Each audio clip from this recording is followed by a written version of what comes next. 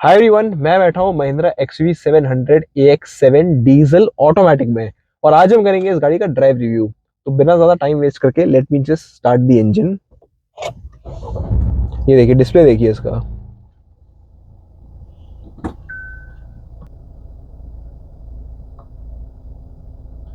अच्छा, screen saver का button है। यहाँ पे लिखा आता है screen saver enabled and disabled. So अभी मैंने इसका ब्लोअर, एसी सब कुछ बंद करा हुआ है and the car is idling. मैं यूजली कार स्टार्ट करके एसी ब्लोअर सब इसलिए ऑफ कर देता हूँ ताकि आपको पता चल सके कि गाड़ी में कितनी वाइब्रेशन है, कितनी आवाज है। स्टीयरिंग व्हील में बहुत ही हल्की वाइब्रेशन है, इनपरसेप्टेबल। हाथ लगाओगे तो ही हल्का सा फील होगा, बट देख के तो बिल्कुल भी नहीं लगता। गियर शिफ्ट में कोई वाइब्रेशन नहीं है, दिखने पे भी और हाथ लगाने पे भी। हल्की सी कार की बॉडी हल्की हल्की वाइब्रेट कर रही है एट आइडलिंग। सीट जैसे आपको लगेगा कि थोड़ी वाइब्रेट कर रही है। ये सेंटर कंसोल, दरवाजा, तो कार की बॉडी हल्की सी वाइब्रेट करती है। बाकी चलाते वक्त देखते हैं कि इसके NVH पैरामीटर्स कैसे हैं। Let's start.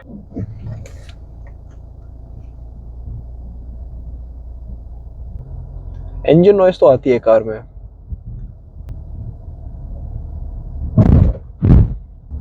थोड़ा सा गड्ढा गया है तो उसकी भी आवाज आई है, लेकिन गाड़ी ट्रेम्बल नहीं हुई। एक होता है कि सारी गाड़ी हिलती है जब हल्का सा गड्ढा आता है, तो आवाज आई बट गाड़ी हिली नहीं।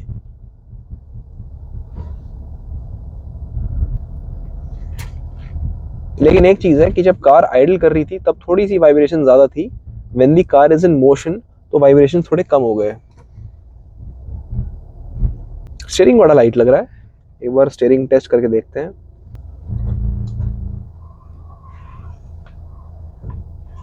वाकई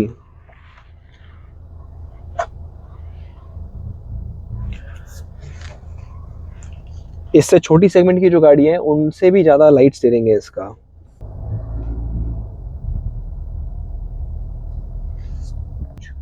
कार चलाने में काफी स्मूथ है। अभी तो मैं काफी हल्का हल्का थ्रॉटल दे रहा हूँ, सो इसलिए मुझे अभी तो कोई लैग फील नहीं हो रहा। बाहर जब मैं हाईवे पे या मेन रोड पे लेके जाऊंगा तब पता चलेगा कि इसके अंदर कितना लैग आ रहा है। अभी थोड़े से रम्बलर्स आ रहे हैं। गाड़ी के अंदर आपको झटका फील नहीं होगा, बस थोड़ी आवाज आती है। सस्पेंशन इसका सॉफ्ट ही है, स्टिफनेस नहीं है।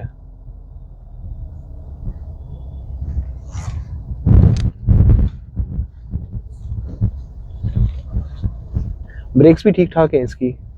लो स्पीड पे ब्रेक्स इसकी इफेक्टिव लग रही है मेरे को। बाकी थोड़ा हाई स्पीड पे ब्रेकिंग परफॉर्मेंस कैसी है वो भी देखेंगे। नहीं, ऑटोमेटिक ट्रांसमिशन में मैंने थोड़ा सा भी थ्रॉटल दिया है तो ज्यादा लैग तो मेरे को नहीं लग रहा।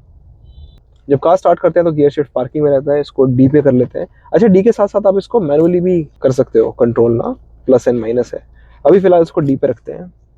अच्छा, एक चीज मैं शो करना चाहता था, वो है इसकी quality of the rear view camera. अभी मैंने रिवर्स पे लगाया है तो बाय डिफॉल्ट इसका रियर व्यू कैमरा एक्टिवेट हो गया है। सो डायनेमिक लाइंस तो हैं इसके अंदर। जैसे मैं स्टीयरिंग घुमा रहा हूँ तो ये ऑरेंज लाइंस नजर आएंगी आपको घूमती हुई, बट ये काफी लैगी लगा मेरे को, कंसिडरिंग की this car is so tech loaded. जैसे मैं गाड़ी को पीछे लेके जा रहा हूँ तो एक वो CCTV की फुटेज नहीं होती जो रुक रुक के चलती है, कुछ कुछ वैसी क्वालिटी लगी मेरे को इसकी। इंजन नॉइज आप देख सकते हो कितनी आ रही है कार के अंदर। वैसे चलाने में आपको अच्छा लगेगा, थोड़ी स्पोर्टी फील है, पिकअप है। अच्छा, ड्राइव मोड को बार बार क्लिक करके आप चेंज नहीं कर सकते। ड्राइव मोड को एक बार क्लिक करके सिर्फ ये दिखा देगा कि कौन सा ड्राइव मोड है, आप यहाँ से चेंज कर सकते हो। तो इसको भी मैंने जिप में कर दिया है एंड जिप के अंदर ये जो लोअर मोस्ट वेरिएंट है 155 bhp उतनी प्रोड्यूस करता है। जैप और जूम के अंदर ये 185 bhp प्रोड्यूस करता है। फर्क सिर्फ इतना है कि जूम के अंदर इसके थ्रॉटल रिस्पॉन्स और ज्यादा अग्रेसिव और ज्यादा क्विक हो जाते हैं, लेकिन पावर आउटपुट दोनों में सेम रहता है। अभी इसको मैं शहर में बीच में रेजिडेंशियल एरिया में चला रहा हूँ तो जिप पे ही चला लेता हूँ। बाहर हाईवे पे एक बार जूम चेक करेंगे इसको। लेकिन मेरे को तो जिप मोड के अंदर भी इसकी पिकअप ठीक लग रही है। अच्छा, इस कार के अंदर भी माइल्ड हाइब्रिड सिस्टम आता है। जैसे अभी डी पे है, कार चल रही है, तो मैं ब्रेक प्रेस करके इसको खड़ी कर देता हूँ एक बार। सो अब गाड़ी का इंजन ऑफ हो गया है बिकॉज इसका माइल्ड हाइब्रिड सिस्टम या auto start stop system activate हो गया। But the best part is कि जैसे ही आप स्टीयरिंग घुमाओगे तो गाड़ी का इंजन अपने आप ऑन हो जाता है। अगर आपको याद हो तो मैंने ग्रैंड विटारा माइल्ड हाइब्रिड और ब्रेजा जब चलाई थी तो उसका ऑटो स्टार्ट स्टॉप जब एक्टिवेट हो जाता है तो स्टीयरिंग उसका लॉक हो जाता है, बिल्कुल बंद हो जाता है, आप घुमा नहीं सकते। लेकिन महिंद्रा की कार्स के अंदर ये इस तरह से ट्यून्ड है कि जैसे ही आपको स्टीयरिंग घुमाने की जरूरत पड़ेगी ये ऑटोमेटिकली इंजन को ऑन कर देगा और वो स्टीयरिंग लॉक वाली फील नहीं आएगी।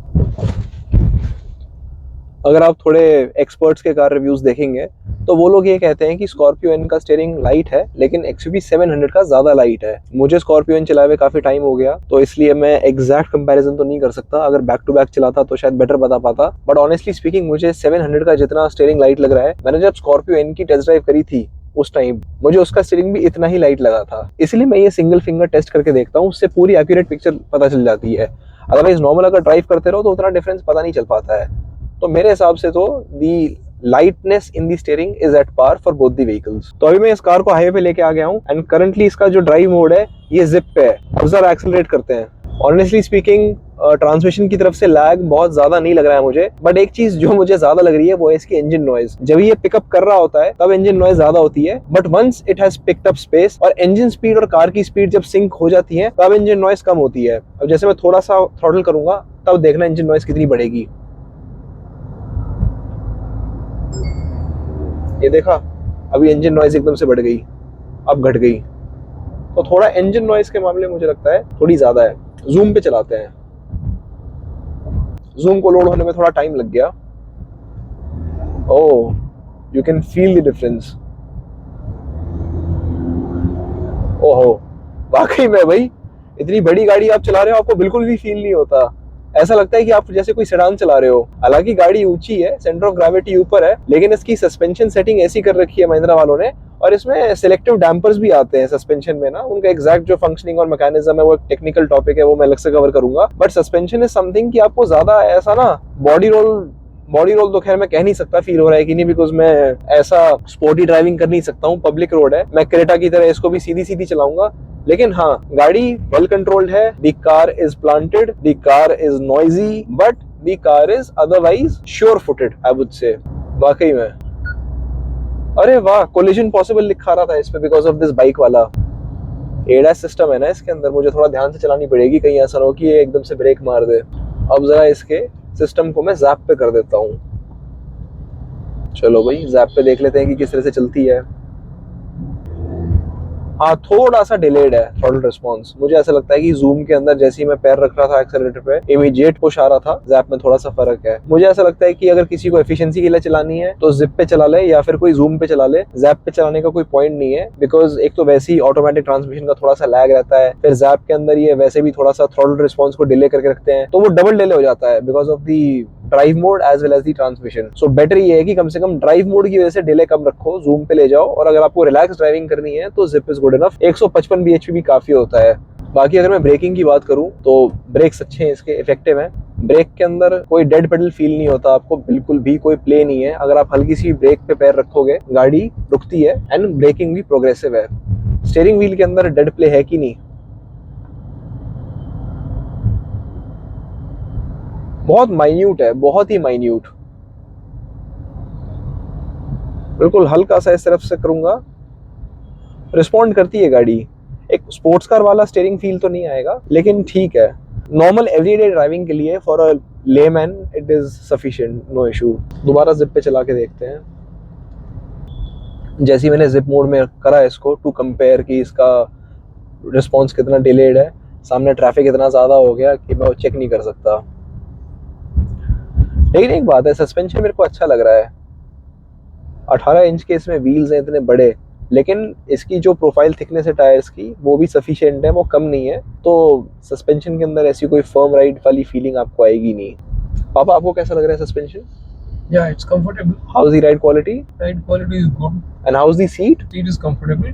पापा वैसे सीट कंफर्ट के बारे में ज्यादा इसलिए नहीं बता पाएंगे बिकॉज पापा बेचारे सीधे नहीं बैठ पा रहे हैं, वो वीडियो रिकॉर्ड करने के चक्कर में ऐसे करके बैठे हुए हैं। But the zoom profile was very good. हाँ, you liked it? It really zoomed. Yeah. But honestly speaking, even the zip mode is sufficient. अच्छा है, काफी अच्छी कार बनाई है महिंद्रा वालों ने ना। लेकिन अब देखो, जैसे मैं बिल्कुल 7-8 kmph पे आ गया हूँ, almost zero. Now that the speed is less and the car is heading towards idling, अब दोबारा मेरे को ना वो वाइब्रेशंस फील हो रही हैं। ये एक मेरी थोड़ी सी शिकायत है इससे, महिंद्रा से। एक चीज है कि गाड़ी का इंजन स्टार्ट करने की जो आवाज है ना, ज्यादा नहीं है। ये देखो, सामने कितनी सारी गाड़ियां खड़ी है, फिर भी पीछे किया सेल्टॉस वाला हॉर्न बजाया जा रहा है। कहाँ लेके जाऊं मैं गाड़ी को? एनीवे, मैं ये कह रहा था कि इंजन का जो ऑटो स्टार्ट स्टॉप फंक्शन है कि गाड़ी बंद हो जाती है और फिर दोबारा स्टार्ट हो जाती है, ज्यादा वाइब्रेशंस होती नहीं है उसमें। आई एम सॉरी ये पीछे सेल्टॉस वाला बिना मतलब हॉर्न बजाया जा रहा है, हालांकि सामने गाड़ियां खड़ी हैं, but you know that's how the way it is. So गाड़ी का ऑन होना एंड ऑफ होना उसमें इतनी ज्यादा वाइब्रेशंस फील नहीं होती हैं, लेकिन जब ये आइडल करती है तब थोड़ा सा वाइब्रेट करती है। गाड़ी के इंस्ट्रूमेंट क्लस्टर का डिस्प्ले काफी अच्छा है। If you see the quality, बिल्कुल ऐसा लग रहा है जैसे कि कोई मोबाइल फोन या टैबलेट हो। ब्राइटनेस अच्छी है, लेटर्स भी काफी क्रिस्प है। अब ये देखो 23 डिग्री सेंटीग्रेड और 446 PM कितना छोटा लिखा हुआ है। वो ड्राइवर असिस्ट के लेफ्ट में जो कार का डायग्राम बना हुआ है कितना छोटा है, लेकिन एवरीथिंग इज वेरी क्लियर। इसको कवर कर यार, he is trying to fight with that guy. क्या है? इसने यहाँ पे यू टर्न में क्यों खड़ी की है? ओह, ये अच्छा। बजा रहा है हॉर्न शायद। नहीं, पीछे वाला भी हॉर्न बजा रहा है, आगे वाला भी हॉर्न बजा रहा है। या They want to just they want to fight it out, हाँ। put him in place. चलो भाई, मैं तो यही एडवाइस करूंगा अपने सारे व्यूअर्स को कि प्लीज रोड रेज में इंडल्ज ना होइए। He is trying to take photograph. अरे ज्यादा डिस्टर्ब्ड हो गया बेचारा। He is quite concerned. I know, I can understand. अभी मैं बिल्कुल इसको जिप में चला रहा हूँ एंड जिप के अंदर इसकी एक्सेलरेशन कैसी है ये चेक करते हैं। हॉर्न भी अच्छा है, इंजन नॉइज थोड़ी सी आती है इसमें। जिप में आपको कैसा लग रहा है पापा ये acceleration? Zip is fine, like a normal. It is more than normal. But it is more than normal, but as compare to the zoom standards Yeah. थोड़ा कम है। चलो जूम में it is करके, much better than other cars. या zoom में करके देख लेते हैं एक बार। बेसिकली मैं ये जिप मोड में इसलिए चला रहा हूँ बिकॉज जिप मोड में जितनी पावर आती है ना, ये आपको लोएस्ट वेरिएंट में मिलेगी, which is the MX variant. तो कई बार लोगों को डाउट रहता है कि भी लोएस्ट वेरिएंट रहेंगे तो कार अंडर पावर्ड होगी, तो प्लीज इस डाउट में बिल्कुल भी मत रहना। This car is not under powered at all. But be careful because ADAS might just. नहीं, brakes. लोएस्ट वेरिएंट के अंदर ADAS नहीं आता। Like in this. या Now when you're zooming. I think जो स्पिरिटेड ड्राइवर है, he will really enjoy the drive of this car.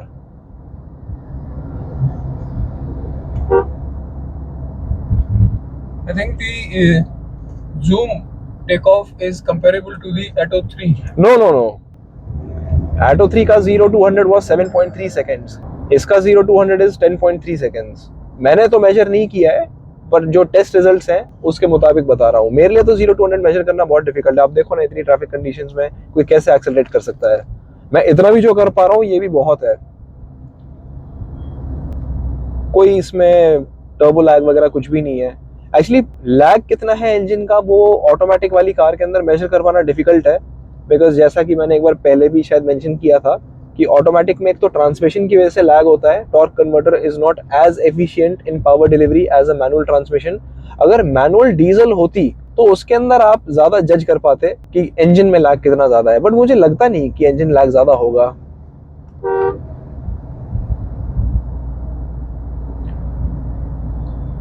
The engine is quite a performer। इसका music system एक बार check कर लेते हैं।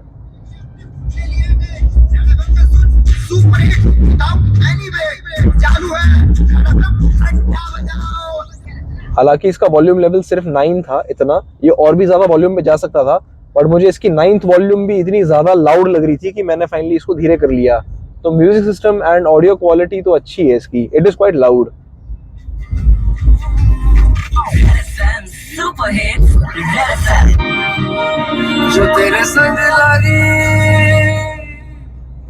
आई थिंक थोड़ी सी भी अगर आपने इसकी वॉल्यूम तेज कर दी तो बाहर के ट्रैफिक की, हॉर्न की कोई आवाज नहीं सुनाई देगी आपको। अच्छा, आवाज की अगर मैं बात करूं तो इंसुलेशन के मामले में ठीक लग रही है मेरे को कार। बाहर के ट्रैफिक की ज्यादा आवाज आ नहीं रही है ना पापा, मतलब हल्की हल्की आ रही है, जैसे साइड से कोई ट्रैक्टर जाता है या कोई बहुत जोर जोर से हॉर्न बजाता है, जैसे उस सेल्टॉस वाले ने दिमाग खराब कर दिया था, तो इतनी आवाजें तो आती हैं।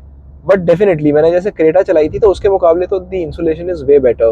I think we found the insulation in the high rider strong hybrid to be better. to be the best. हाँ, कंसिडरिंग वो जिस सेगमेंट की कार है, जो उसकी प्राइस है, उस हिसाब से। अब बाकी भी कहीं ऐसा ना हो कि उस टाइम ट्रैफिक कम था, वैसे ट्रैफिक तो रोड्स पे हमेशा इतना रहता ही है, बट हाँ मुझे उसका इंसुलेशन सबसे अच्छा लगा। इंसुलेशन भी अच्छा था, उसका सस्पेंशन भी अच्छा था। बाकी कभी अगर मेरा मौका लगा नाइट ड्राइव का तो मैं इसके हेडलैम्प का थ्रो, इसकी ब्राइटनेस, वो सारी चीजें कवर करने की कोशिश करूंगा। अभी दिन में जो चीजें कर सकते हैं उतनी कर लेते हैं। एक बात है वैसे, ऑटोमेटिक कार चलाने का अपने एक अलग ही कंफर्ट होता है, if you can deal with the slight lag of course. अभी टर्न करेंगे तो इसका स्टीयरिंग व्हील रिटर्नेबिलिटी चेक कर सकते हैं। या गुड आइडिया। पापा भी रिव्यू करना सीख गए, he is better than me. ये देख लो स्टीयरिंग व्हील की रिटर्नेबिलिटी कितनी अच्छी है, 2 सेकंड में सीधा हो गया ऑटोमेटिकली। स्टीयरिंग की रिटर्नेबिलिटी स्कॉर्पियो इनकी भी अच्छी थी, मारुति की गाड़ियों से बेटर है इनकी रिटर्नेबिलिटी ना। एक चीज है कि जैसे सड़क पे थोड़े से अनइवन पैचेस आते हैं ना, तो मुझे गाड़ी धीरे करने की जरूरत नहीं पड़ती। अच्छी खासी नॉर्मल स्पीड पे भी आप ऊपर से निकल सकते हो, आपको इतना कॉन्फिडेंस रहता है कि कार निकल जाएगी। अदरवाइज यूजुअली कार के अंदर आपको धीरे करना पड़ता है। जो भी है, इस कार के अंदर आपको कॉन्फिडेंस तो आता ही है, चाहे गड्ढों के ऊपर से जाना हो, चाहे थोड़ी तेज स्पीड पे जाना हो, ओवरटेक करना हो। मतलब इसमें पावर भी है, सस्पेंशन भी इसका अच्छा है, कार श्योर फुटेड भी है, स्टीयरिंग भी काफी लाइट है। So this car ticks all the boxes. लेकिन can it replace a hatchback? बस ये एक प्रॉब्लम है कि मुझे लगता है कि बहुत टाइट सिटी ड्राइविंग के लिए इसका साइज थोड़ा ज़्यादा बड़ा है। थोड़ी खुली जगहों में चलाने के लिए ज़्यादा ऐप्ट है ये कार। हालांकि इसके अंदर रियर व्यू कैमरा है, लेकिन फिर भी मुझे रिवर्स करने में और यू टर्न करने में डर लग रहा था। पहली बात तो बहुत ही नई गाड़ी है, फिर हैवी किसी और की, तो वो डर तो वैसे भी रहता ही है। लेकिन स्टीयरिंग इसका एक छोटी कार जैसा ही है, very light, very easy to manoeuvre this car. And I am sure इस कार को अगर आप लगातार चलाते रहेंगे तो इसके डायमेंशंस का, इसके टर्निंग रेडियस का, इन सब का एस्टिमेट मिल जाता है। शुरू शुरू में थोड़ा सा डिस्कम्फर्ट होता है किसी बड़ी कार को चलाने में, you get used to it, you start knowing your car well and the car also starts knowing you well. जैसे मैंने एक बार टाइगुन का रिव्यू करा था ना, जिसमें वो जो भैया थे, गुलशन भैया, उन्होंने कहा था कि गाड़ी ने मुझे समझा, मैंने गाड़ी को समझा, और समझते समझते गाड़ी की माइलेज 6-7 से 12-13 हो गई। So it is important to understand your car also. अच्छा, एक चीज है कि ये जो सेंट्रल नॉब है, इससे भी आप कंट्रोल कर सकते हो इसको ना, सेंट्रल इंफोटेनमेंट स्क्रीन को। जैसे ये ऐसे ऊपर नीचे हो जाता है, सो ये देखो यहाँ पे आप इस नॉब से इसको कंट्रोल कर सकते हो। आप इस नॉब को ऐसे घुमाओगे तो म्यूजिक सिस्टम की वॉल्यूम कंट्रोल होती है, एंड इसको ऊपर नीचे अगर करोगे, जैसे BMW का आई ड्राइव नहीं होता, उसके अंदर एक कंट्रोलर होता है, ये बिल्कुल वैसा ही है। एंड जैसे मेरे को जैप सेलेक्ट करना है तो I just have to press it, तो प्रेस करके एंटर हो जाता है। अभी जिप पे करूंगा तो ये इस तरह से एंटर हो गया। एंड कितना कन्वीनियंट है, आपने हाथ ऐसे सेंट्रल कंसोल पे रखा हुआ है, एक हाथ से आप इस तरह से सारा कंट्रोल कर सकते हो। बैक जाना हो तो बैक भी जा सकते हैं आई थिंक। ये देखो, ये होम स्क्रीन आ गई इसकी।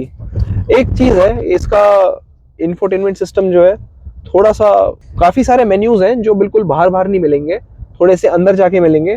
थोड़े शॉर्टकट कीज अगर होते तो प्रॉब्ली थोड़ा कन्वीनियंट होता। इस वजह से मैं कहूँगा कि इसका इंफोटेनमेंट स्क्रीन उतना ज़्यादा इंट्यूटिव नहीं है। टच सेंसिटिविटी तो ठीक है इसकी।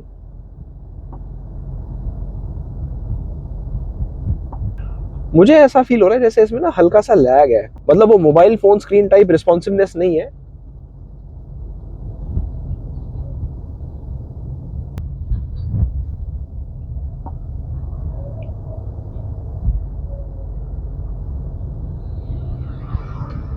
ठीक है, अभी जैसे मैं स्लाइड कर रहा हूँ इसको तो ठीक तरह से रिस्पॉन्ड कर रहा है। आई थिंक कार के स्टैंडर्ड्स के हिसाब से ठीक है, वो स्मार्टफोन टाइप नहीं है, बट मैनेजेबल, अच्छा है।